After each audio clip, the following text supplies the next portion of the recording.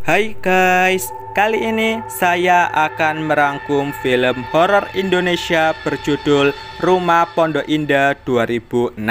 Tanpa basa-basi lagi, monggo disimak ceritanya. Namun sebelum lanjut, jangan lupa ditekan dulu like, comment, subscribe, serta share video ini sebanyak-banyaknya ya. Oke. Scene diawali di komplek perumahan Pondok Indah. Seorang laki-laki membuka kulkas dan lanjut ke kamar mandi. Film pun dimulai. Seorang keluarga hendak membeli rumah Pondok Indah. Si istri ketakutan karena ada patung di dalamnya. Patungnya ditaruh di gudang ya? Kenapa sih, Mam? Patungnya kan nggak apa-apa. Pemilik rumah ini adalah seorang seniman. Jadi wajar jika banyak terdapat patung. Beberapa hari kemudian mereka menempati rumah itu. Rio dan si papa masuk duluan, sedangkan si mama masih di mobil. Rio melihat patung perempuan, sedangkan si mama sibuk menurunkan barang. Aduh, siapa sih? Malamnya Rio dan si papa ditinggal mamanya belanja. Coba tadi kita makan di restoran aja bareng-bareng. Kebetulan ada kang nasi goreng. Si papa langsung pesen. Bang? Ia ngambil piring sendiri. Tiba-tiba kebetulan si mama udah pulang. Namun si papa masih nggak percaya dengan yang ia lihat. Pak, buka dong pintunya. Paginya si mama nyeplok telur. Ternyata itu Mimin, asisten rumah tangga mereka. Saya mau belanja dulu. Si papa datang minta jatah. Rio menemukan boneka dan disandarkan di samping patung. Apa lihat-lihat? Papa mama adu gabrut sedangkan Rio mainan kabel. Tiba-tiba patung itu menangis darah. Mama! Mendengar suara Rio, mereka udahan. Mereka membawanya ke mobil dan berangkat ke rumah sakit. Ketiganya pun tewas dan rumah dijual. Bu Firda datang melihat rumah itu. Tapi ibu tidak percaya tahyul kan? Omong kosong. Si makelar cerita pemilik rumah itu bernama Pak Tio dan sekarang tinggal di Bali. Si makelar langsung menghubungi Pak Tio yang ditemani pacar barunya bernama Winda. Nggak pakai lama, Bu Firda sendiri yang menawar rumah itu. 500 juta? Oke, deal ya Bu ya. Di Bali, Pak Tio sedih karena ada satu karyanya yang tertinggal di rumah Pondok Indah. Sudah, lupakan saja lah. Kita bisa ambil setiap saat kalau kita ada waktu. Bu Firda yang boyongan ditemui Mimin. Dulu saya bekerja di rumah Pak Tio. Kamu bisa mulai kerja di sini besok ya? Sekarang aja Bu ya. Malamnya, Elsie menjelajah rumah. Ia menemukan boneka di atas rak. Ia nonton TV didatangi mamanya yang mengeluhkan keadaan Elsie karena sulit beradaptasi di lingkungan baru. Dia aja bego nggak suka di sini. Fasilitas oke. Bu Firda bersyukur bisa membeli rumah ini dengan harga murah meskipun sejarahnya kelam. Jadi rumah ini ada hantunya, Mah. Malam-malam Elsie ambil minum di kulkas. Ia lanjut ke ruang tengah dan nonton TV sambil main boneka. Tiba-tiba Bu Firda pun datang. Elsie cerita habis melihat sosok di dapur. Setelah dicek, hasilnya nihil. Itu adalah Ian. Bu Firda menganggap Elsie hanya halu karena nonton TV malam-malam. Mama harus percaya dong sama Elsie. Paginya Elsie sarapan. Ian terus menjahili Elsie. Ian kalau ngambil roti gue sih. Di depan kaca, Elsie memainkan wajahnya. Ternyata itu Mimin. Elsie pun berangkat kuliah. Kang nasi goreng memberikan pesanan nasi goreng. Saudara perempuan saya tuh lagi nggak di rumah. Bener loh mas, tadi ada cewek yang pesen. Singkat cerita, Elsie dan mamanya pulang. Mereka dihadang satpam bernama Pak Musa. Saya yang tinggal di rumah ini sekarang. Oh kebetulan saya kemarin nggak masuk. Baru masuk, Ian mengabarkan punya video yang membuktikan bahwa rumah mereka angker. Ah, bodoh-bodoh, gua nggak mau denger. Lo mau terjadi sesuatu pada keluarga kita? Mereka pun nobar. Elsie udah terlihat serius. Namun, Udahan ada syutingnya. Elsie mengambil handycam Ian. Tiba-tiba, akibat hal ini Elsie trauma. Si mama pun memarahi Ian. Untuk apa kamu bikin kayak gitu? Bukannya bantuin mama, bikin Elsie jadi tenang. Malam hari, Elsie terbangun. Ia melihat sosok. Anehnya, Elsie malah mengikuti sosok itu. Bu Firda sadar jika Elsie hilang. Beliau menemukan Elsie tidur berjalan. Elsie? Mereka berhenti di depan patung wanita. Di kamar, Bu Firda menceritakan semua tentang rumah yang mereka tempati. Harusnya mama curiga dong. Kenapa rumah ini dijual dengan sangat murah? Elsie menduga patung wanita di rumahnya itu adalah hantu. Patung perempuan itu dititipin oleh seorang pelukis, seorang seniman yang punya rumah ini. Paginya, Elsie main lompat tali. Tiba-tiba ada yang mengendap. Ternyata itu Pak Musa. Elsie nggak peduli dan masuk. Kamu benar nggak mau ke dokter? Elsie tuh nggak kenapa-napa, kenapa mesti dibawa ke dokter segala sih? Si mama berangkat kerja, sedangkan Elsie ke dalam. Telepon berdering.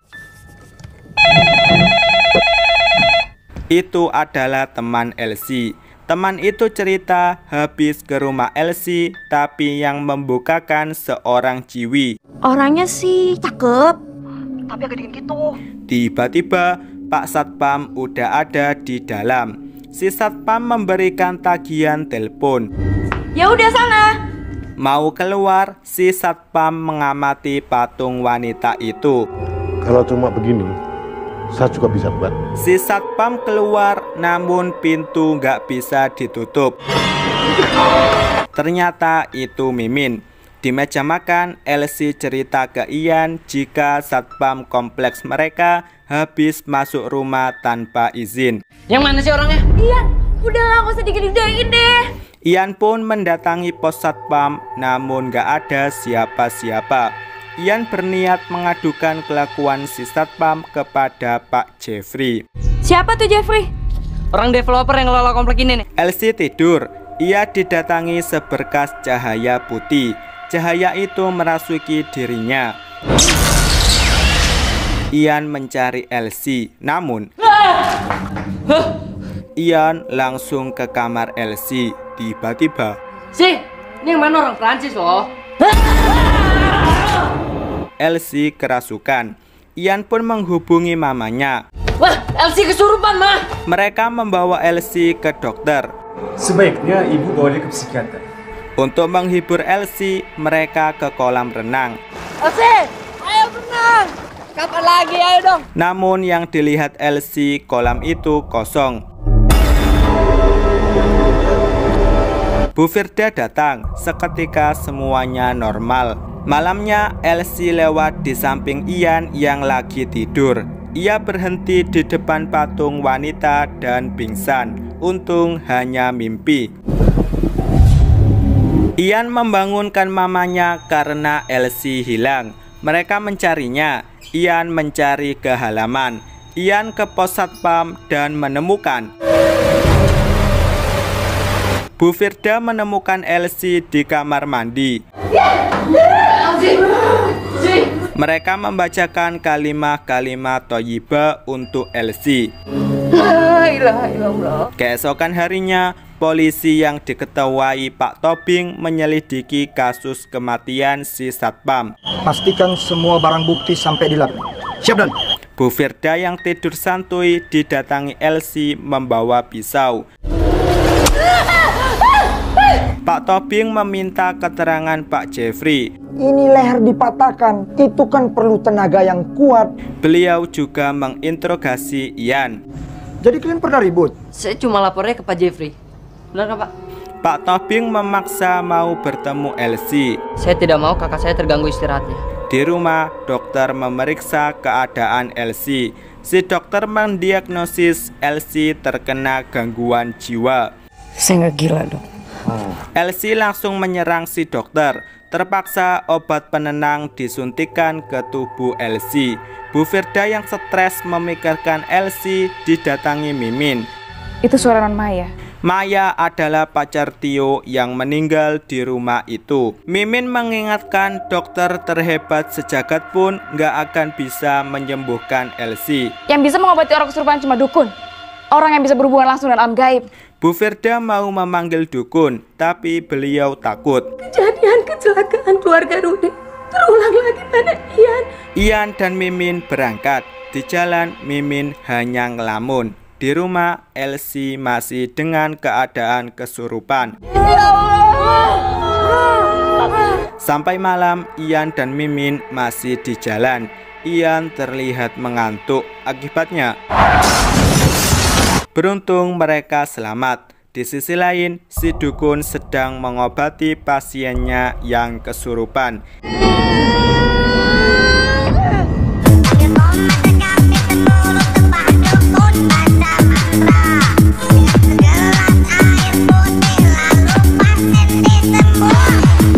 Ian dan Mimin sampai di rumah si dukun.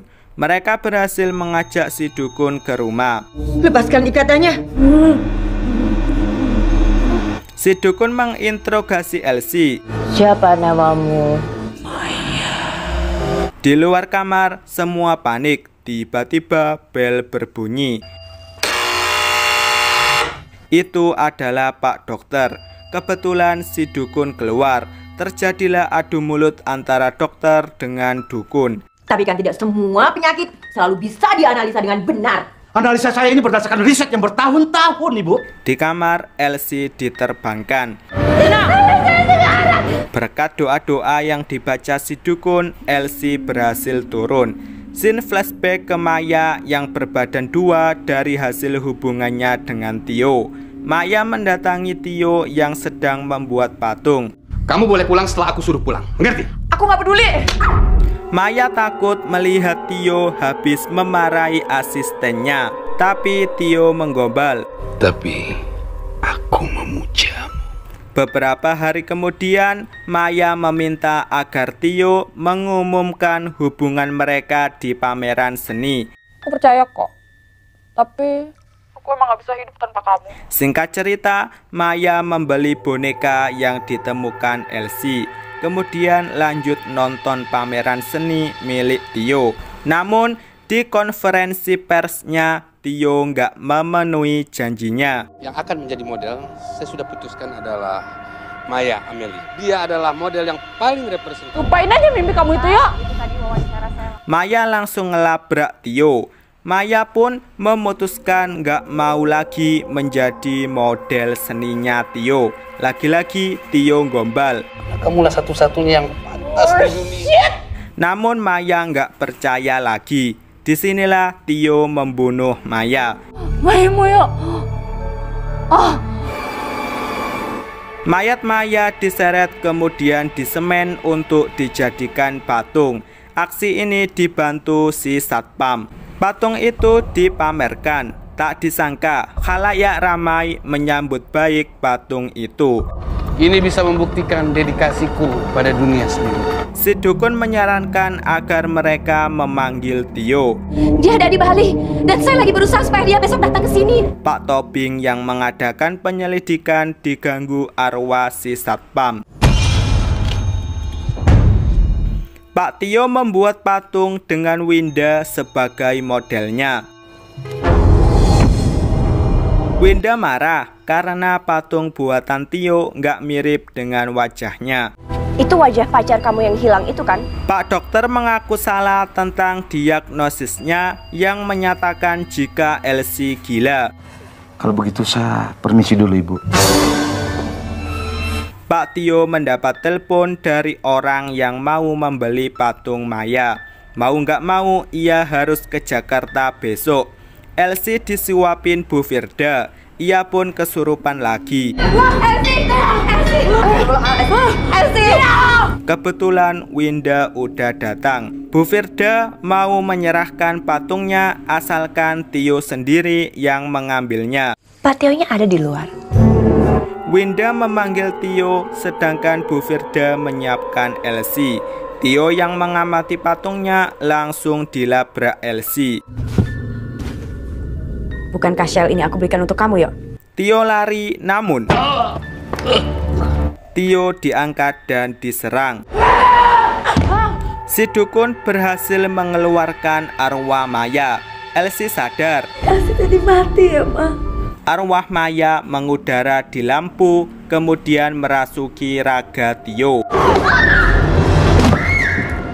Semuanya kaget melihat tulang belulang Maya yang berlapis semen. Urus ini semua, segera! Film pun berakhir. Sampai di sini rangkum film Rumah Pondok Indah 2006 dan see you next video.